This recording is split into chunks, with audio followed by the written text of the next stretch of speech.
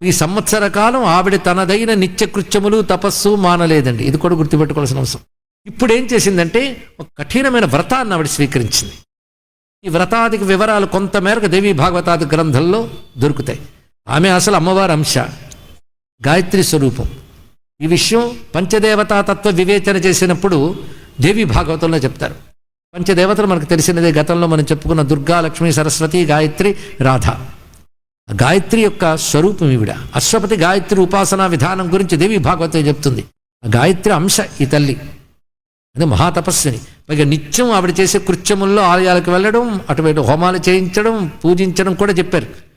నిత్యం ఉన్న వాళ్ళే ప్రత్యేక వ్రతం చేసినప్పుడు ఫలిస్తుంది చెప్పండి. ఇది తెలుసుకోవాల్సింది. అందుకే మామూలుగా ఎప్పుడు పెడితే అప్పుడు తిరుగుతూ హఠాత్తుగా ఒక 1,00,000 పసుపులో మరో వ్రతము చేసేసామంటే, నిత్యం చేస్తూ అనుష్ఠానం చేసే వాళ్ళకి ప్రత్యేకమైన నోములు వ్రతాలే తప్ప అన్నీ మానేసి ఒక్కసారి ఏడాదికో సత్యనారాయణ వ్రతం అంటే రోజు చేయవలసిన దీపారాధన, జపతపాలు, సంధ్యావందనాదుకు మానేసి ఎప్పుడు చేస్తే సరిపోదండి.